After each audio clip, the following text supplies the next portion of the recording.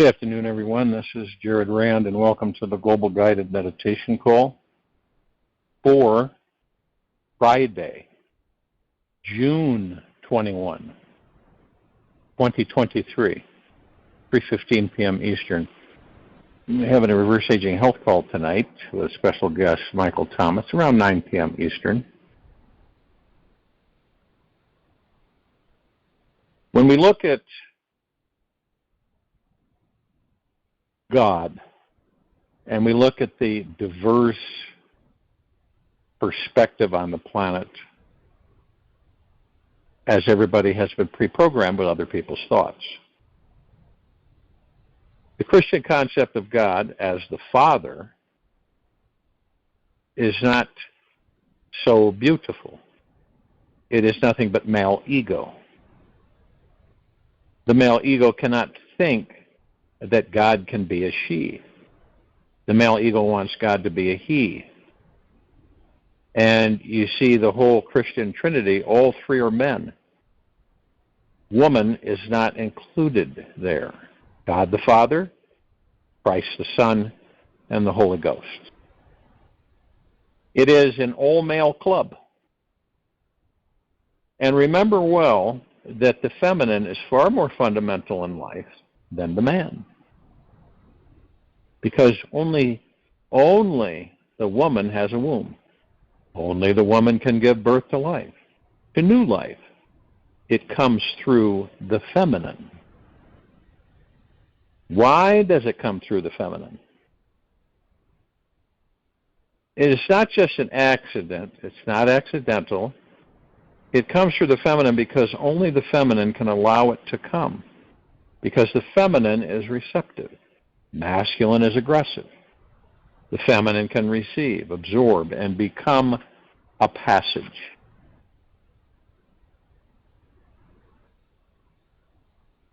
Now, Sanskrit, which is a language that's very old, it's like 5,000 years old, it says Bhagavati. The Sanskrit Sutra says Bhagavati, not Bhagavan. It is of immense importance. The perfect wisdom out of which all the Buddhas come is a feminine element, a mother. The womb has to be a mother. Once you think of God as the Father, you don't seem to understand what you are doing. The Father is an unnatural institution. The Father does not exist in nature. The Father has existed only for a few thousand years. It is a human institution. The mother exists everywhere. The mother is natural. Father came into the world because of private property. The father is part of economics, not of nature. And once private property disappears, if it ever disappears, the father will disappear. The mother will remain there always and always. We cannot conceive of a world without the mother. We can conceive of a world without the father very easily. And the very idea is aggressive. Only Germans call their country the fatherland. Every other country calls it the motherland. These are dangerous people. Motherland is okay. By calling your country the fatherland, you are starting something dangerous. You are putting something dangerous on foot. Sooner or later, the aggression will come. The war will come. The seed is there. All the religions that have thought of God as the Father have been aggressive religions. Christianity is aggressive. So is Islam. And you know perfectly well that the Jewish God is a very angry and arrogant God. The Jewish God declares, if you are not for me, then you are against me, and I will destroy you. If you are not for me, then you are against me, and I will destroy you. And I am a very jealous God. Only worship me. The people who have thought of God as the mother have been nonviolent people. Buddhists have never fought a war in the name of religion. Remember the Great Crusades? Remember Protestant Catholic? They have never tried to convert a single human being by any force, by coercion of whatsoever sort. Mohammedans have tried to convert people with the sword, against their will, against their conscience, against their consciousness.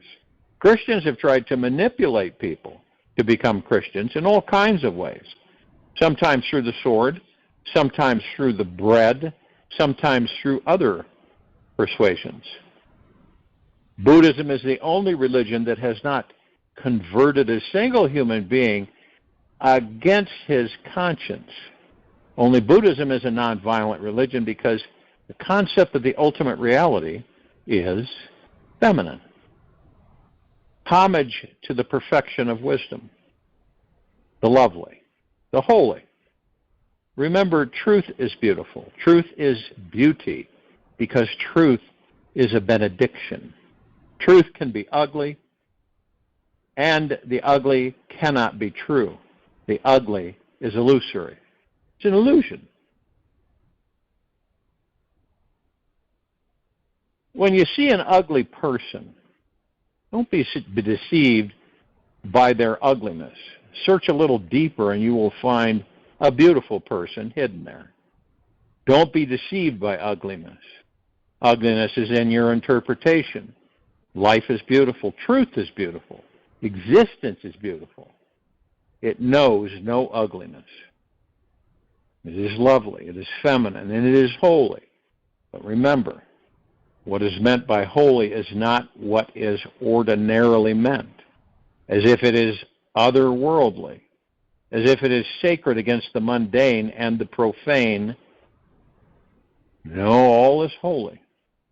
There is nothing which can be called mundane or profane. All is sacred because all is suffused with one. There are Buddhas and Buddhas, Buddha trees, Buddha dogs, Buddha birds, Buddha men, Buddha women, but all are Buddhas. And understand that Buddha is an interpretation of enlightened, enlightened one, enlightenment. Same with Christ.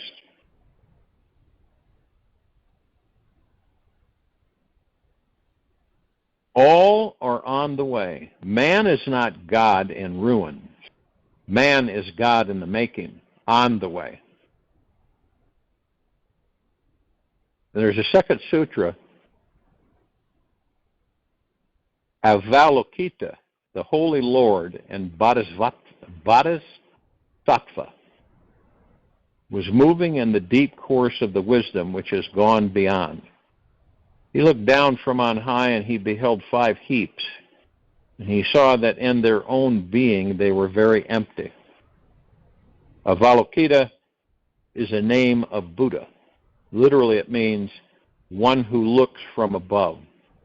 Avalokita, one who looks from above, one who stands at the 7th center, Sahasrara, the Transcendental, and looks from there. Naturally, whatsoever you see is contaminated by your standpoint. It is contaminated by the space you are in.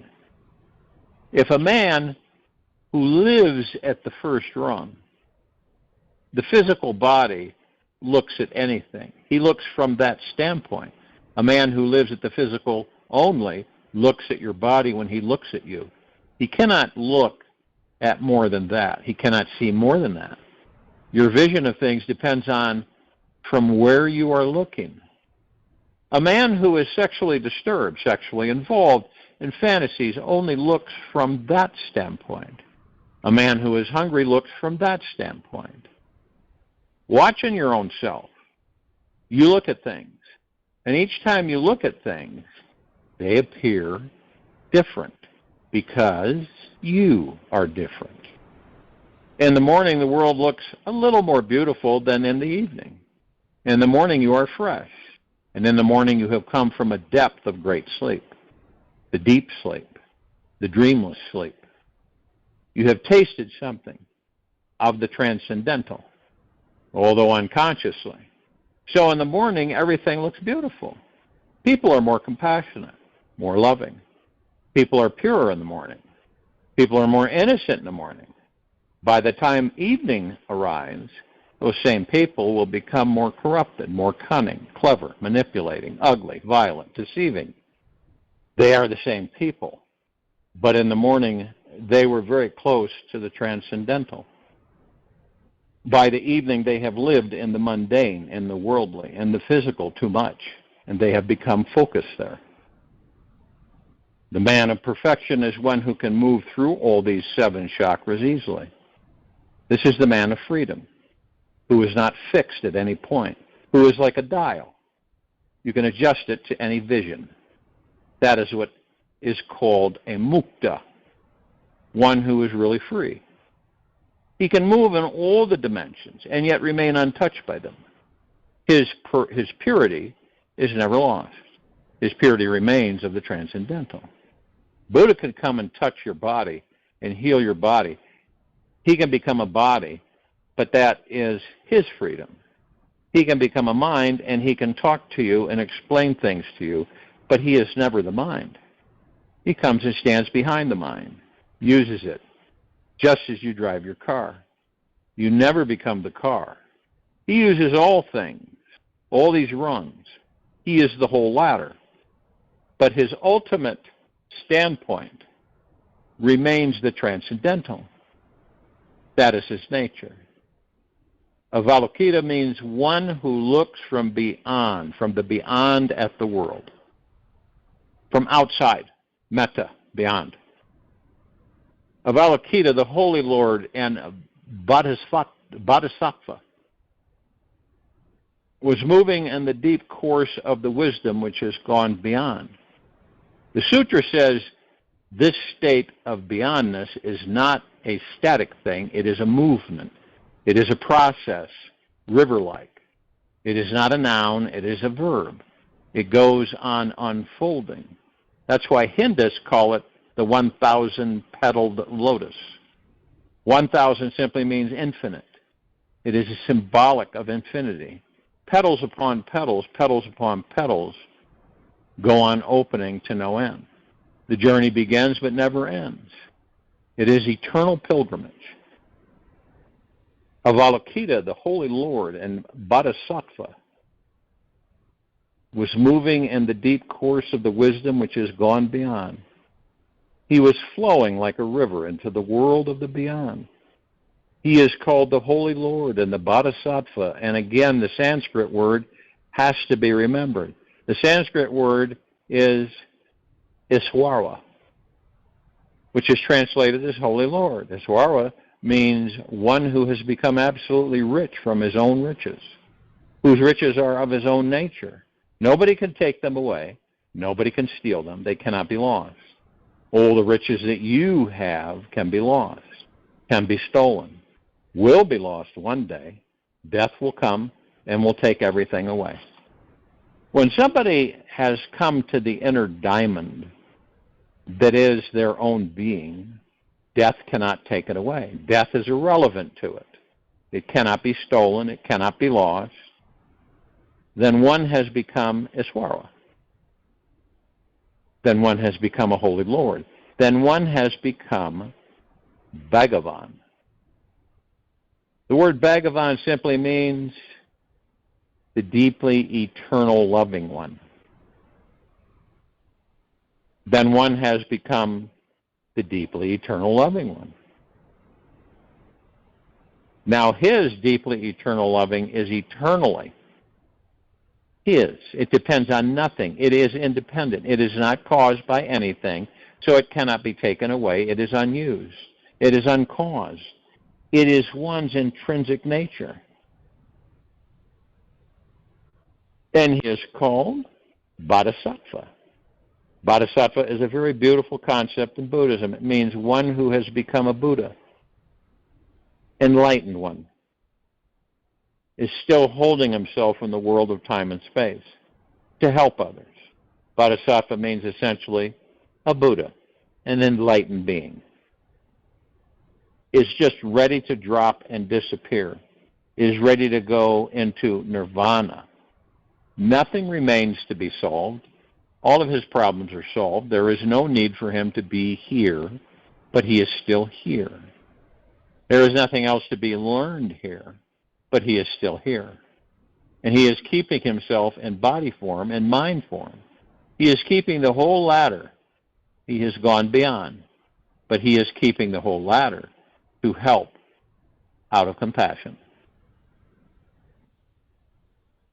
A story is told that the enlightened one, Buddha, reached the doors of the ultimate nirvana.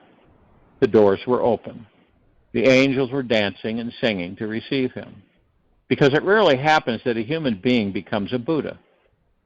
In millions of years, the doors open, and that day is naturally a great day of celebration.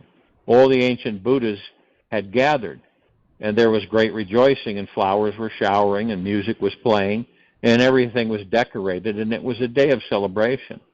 But Buddha did not enter the door. The ancient Buddhas, all with folded hands, asked him, requested him to come in. Why are you standing outside? Buddha is reported to have said, unless all others who are coming behind me enter, I am not going to enter. I will keep myself outside, because once I come in, then I disappear. Then I will not be of any help to these people. I see millions of people stumbling and groping in the dark. I have myself been groping the same way for millions of lives. I would like to give them my hand. Please close the door. When everybody has come, I myself will knock. Then you can receive me. It's a beautiful story. This is called the state of bodhisattva, one who is ready to disappear, but still is holding in body, in mind, in the world, in time, and space to help others.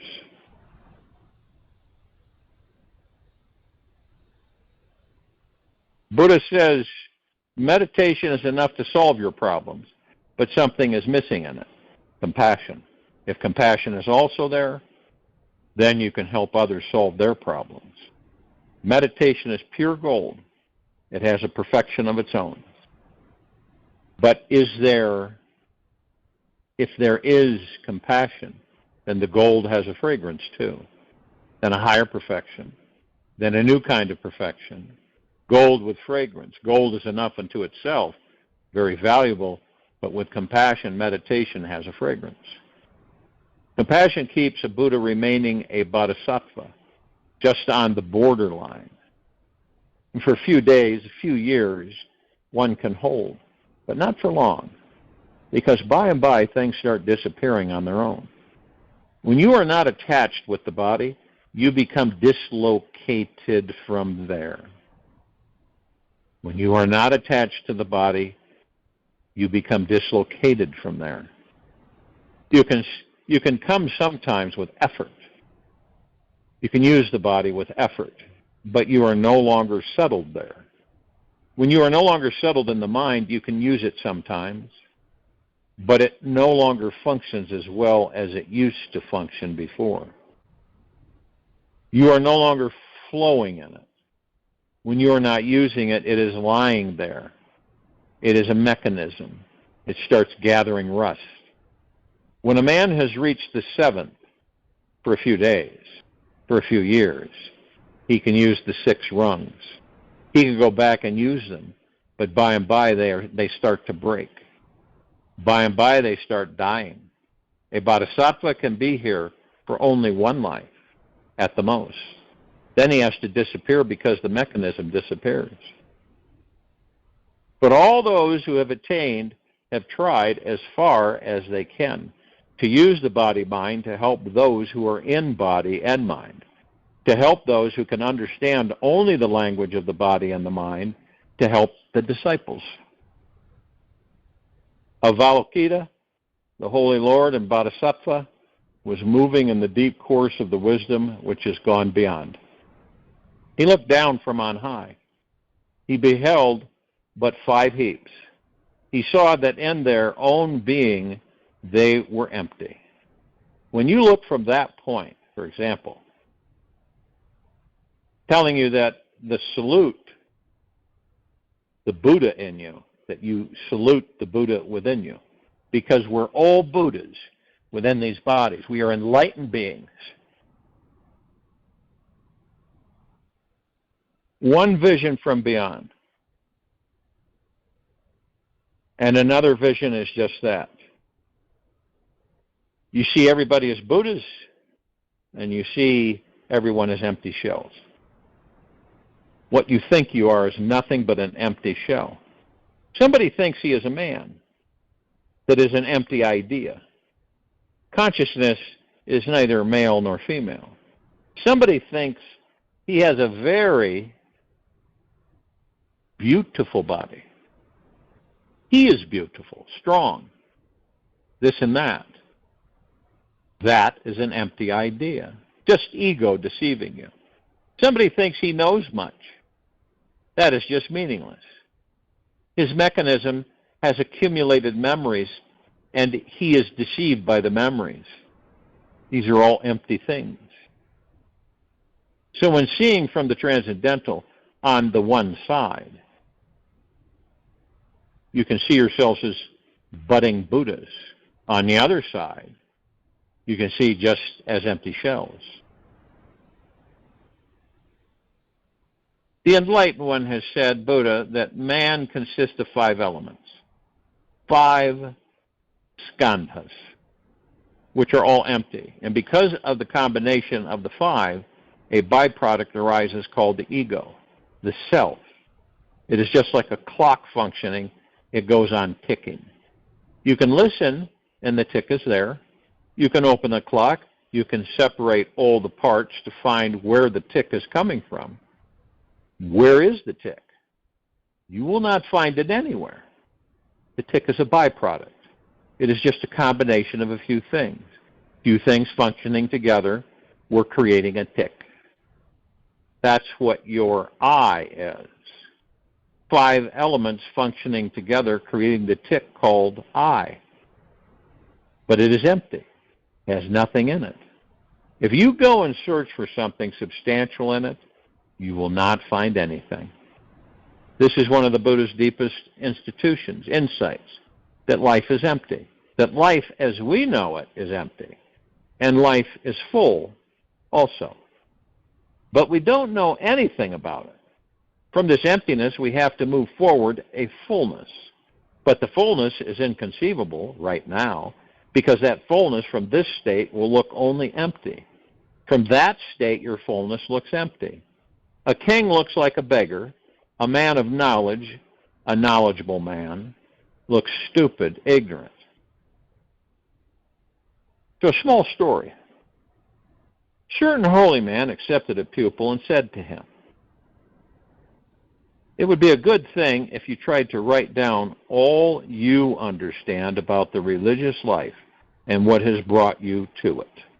The pupil went away and began to write. A year later, he came back to the master and said, "I have worked very hard on this, and though it is far from complete, these are the main reasons for my struggle." The master read the work, which was many thousands of words, and then said to the young man, "It is admirably reasoned and clearly stated, but it is somewhat long. Try to shorten it a little." So the novice went away, and after 5 years he came back with a mere 100 pages.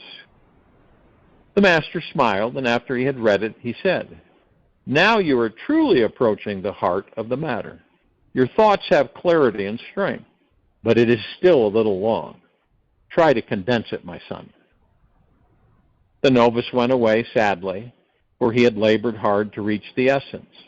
But after 10 years he came back, and bowing low before the master, offered him just 5 pages and said, "This is the kernel of my faith, the core of my life, and I ask your blessings for having brought me to it."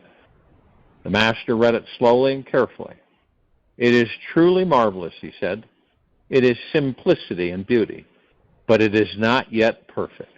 Try to reach a final clarification. And when the master had reached the time appointed and was preparing for his end, his pupil returned to him again, and kneeling before him to receive his deep eternal love, handed him a single sheet of paper on which was written nothing. Then the master placed his hands on the head of his friend and said, now you have understood. From that transcendental vision, what we have is empty from our vision, our neurotic vision.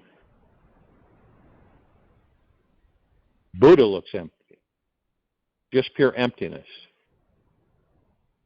Because of our ideas, because of our clinging, because of our possessiveness about things, Buddha looks empty. Buddha is full. You are empty.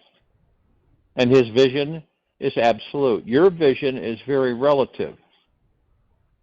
The sutra says, Avalokita, the Holy Lord and Bodhisattva, was moving in the deep course of the wisdom which has gone beyond. He looked down from on high, he beheld 5 heaps, and he saw that in their own being they were empty. Emptiness is the key to Buddhism, shunyatta. Meditate over these sutras. Meditate with love, with sympathy, not with logic and reasoning. If you go to these sutras with logic and reasoning, you will kill their spirit. Don't dissect them. Try to understand them as they are. And don't bring your mind. Your mind will be an interference. If you can look at these sutras without your mind, great clarity is going to happen to you.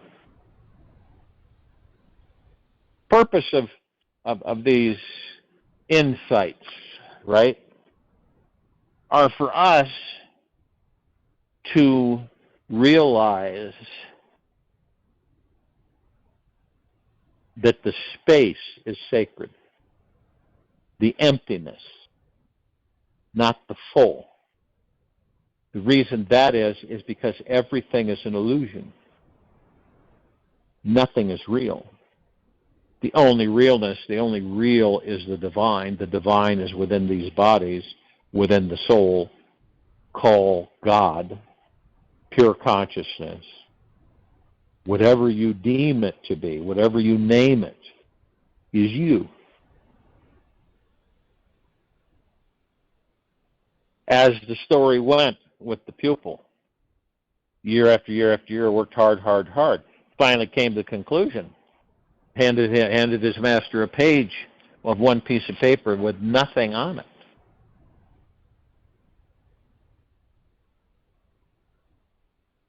See, because the discovery of who and what we are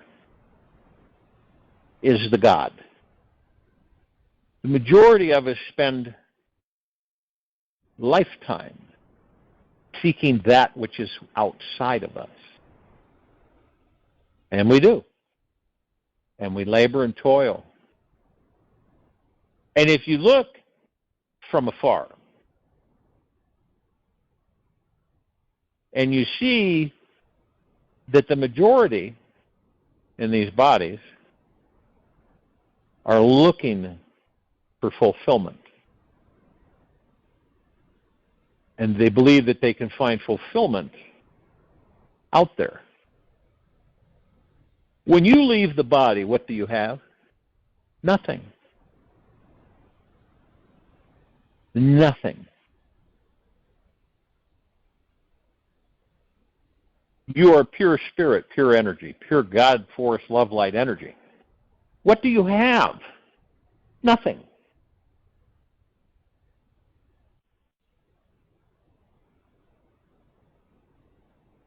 So it's like in anything that we see in this life, that we view, when we view, we judge. And when we judge, we're not just judging out there, we're judging in here. And what do we judge? Well, on this planet, we look at people and we look at things and we judge from that perspective of whether they're good or whether they're bad, or whether you like them or whether you don't. Why is that person so fat? And why is that person so skinny? And why are they so ugly? And how can they be with that person? I wonder what that person's like.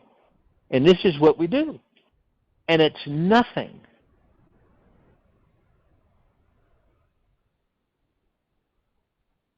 We view all of us, we view as we watch and see, and then we experience. Most of us don't realize that all of it, it really is entertainment. It's all entertainment. What do you do, right? Ask yourself, what do you do for entertainment? That you feel empty, you want to fill the void, you want to interact, you want to do things, you want to go places, you want to see things, right? And so you do all that. Is it ever fulfilled? Or do we continue to seek and search out? There always have to be something else to fill the void.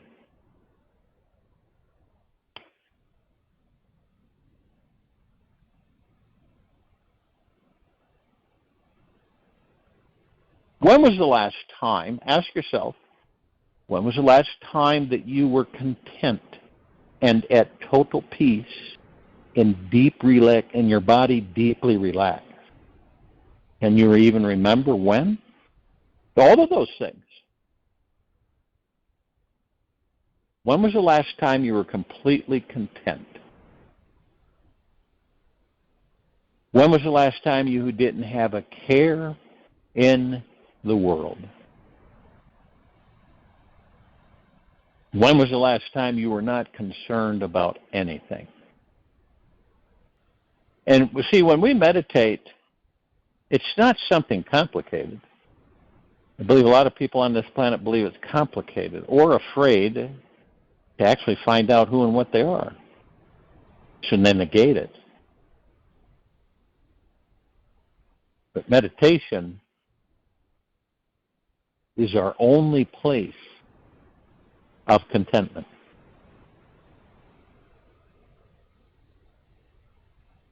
Meditation leaves us out of yesterday and tomorrow.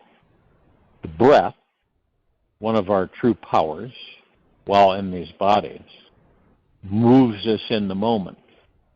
Only the now, only the moment. And when we really are in the moment, in the now, all of that exterior ego mind chatter, worry, stress, fear, anxiety is gone. It's not there.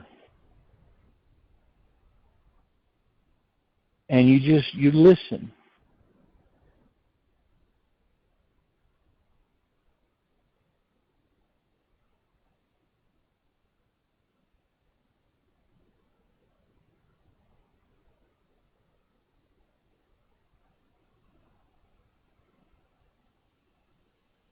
Quite a bit different from striving, climbing.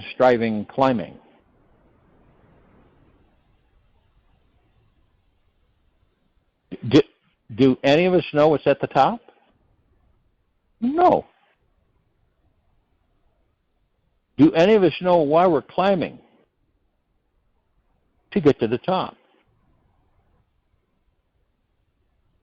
And then when we do get to the proverbial top, in most cases we say, I thought it was going to be a lot different than this. I thought there was much more to this than just this. There's got to be more, right? Maybe there's another ladder that I've got to climb even higher. And all that's ego mind. All the things that have been created for our entertainment while in physical form. If you notice, achieve, win, win, win, get there. It's all ego stroke, being driven by the ego mind. You see what happens when people don't win. They're disappointed in themselves. They're upset with themselves. Competition. And what is its accomplishment? Nothing. It comes and it goes.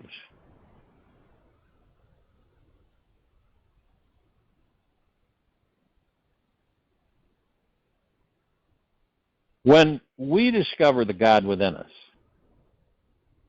truly, and we embrace the gods that we are, then we're completely free, because we have left the ego mind alone, and the ego mind has become our servant,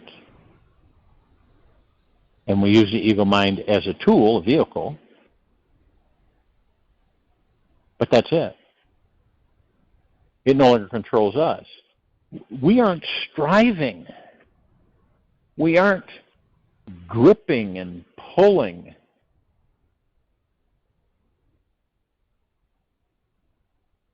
Because all of this is temporary. We're here to enjoy the stay in the body and to discover who and what we are and enjoy this life and create entertainment that's fun for ourselves and interact and help each other genuinely, not begrudgingly. Begrudging is ego mind. Feeling like you have to do something, right? Rather than wanting to do something.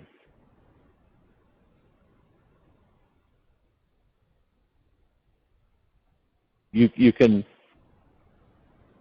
step out of the madness, and then you can see what the madness does to these bodies while we're in them.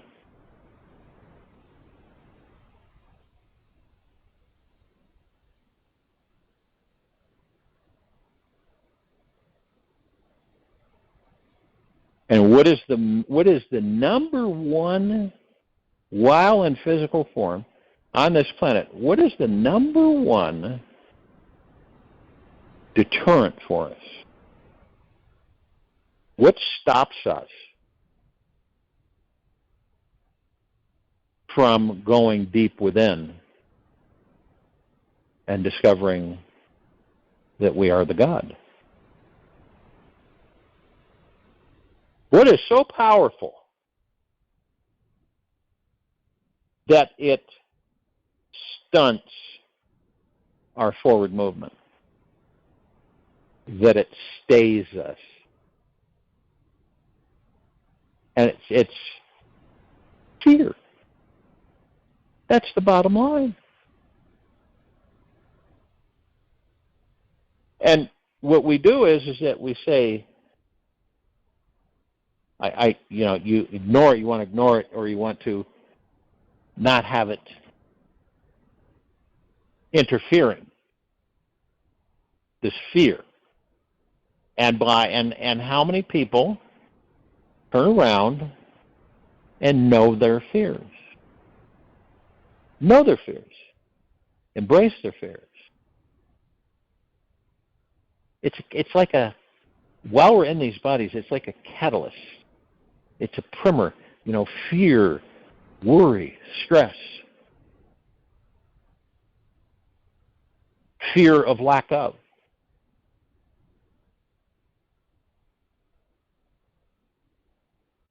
And the fear creates the very thing that we fear. And it does it over and over and over again. So it's just more and more and more and more and more and more. What do you believe would happen if you did not have any fear? You had moved beyond that. You understand it. You understand how it's conjured up, how it's created, where it comes from.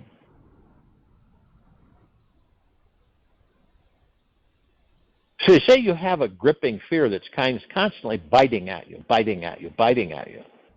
And you say, go away, fear, and it bites harder. So you turn around and you say, okay, fear, calm down. And you look at the fear itself. What is causing this? What is the instigator? The fear. What's in it? What is the fear about? And you'll find that it will dissolve.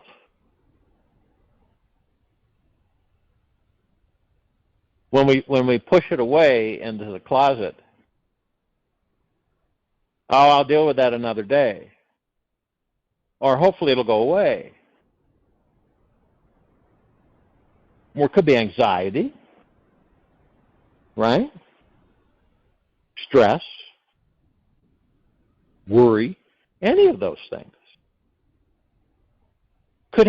You could have a poor opinion of yourself and could be gripped in fear of how others perceive you. That you're not good enough, or not strong enough, or not intelligent enough, or on and on and on. And we create that very mystique about ourselves. Because we believe it, then we create it.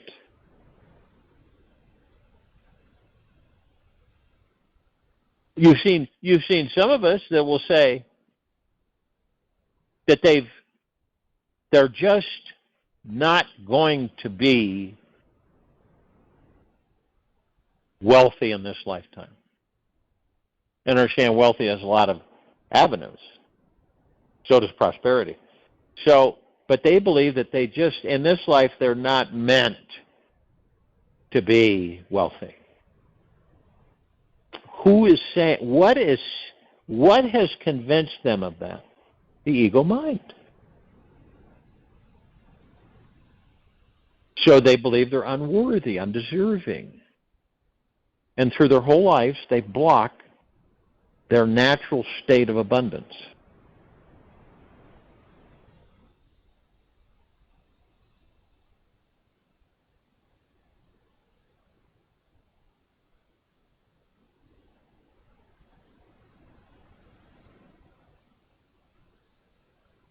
And it's interesting because you come to the understanding, maybe this lifetime, maybe the next one,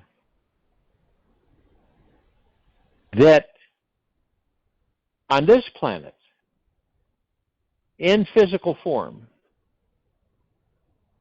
no matter what you have strived for, no matter what you have achieved, achievements are only good for the moment, the now. After that, 20 years later, talking about them is superfluous, meaningless. It's what you do in the now, not what you did yesterday. It has nothing to do with all the accolades that you believe you've accumulated throughout this life. Because those are the past, dead and gone. But it's like, what do you want to do now? We create these lives, we end these lives. We're the ones that do that. We create them and we end them. I'm not saying that we are cognizant to that, or we have clarity or awareness of that, but that's what we do. How do we end our lives? By mistreating the body over and over and over and over again through the years. Stress, anxiety, fear, worry, bad diet, bad attitude, not much visitation and gratitude, or deep eternal love for oneself. We end it short. See? We just think it's a natural flow of things. No, not really. We've been programmed from certain perspectives, see?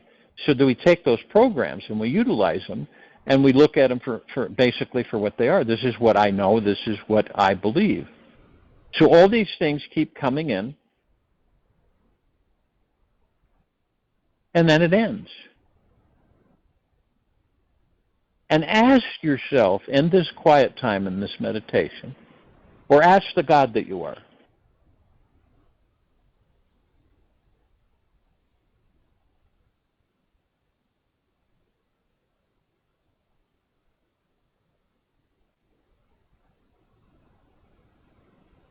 why am I here?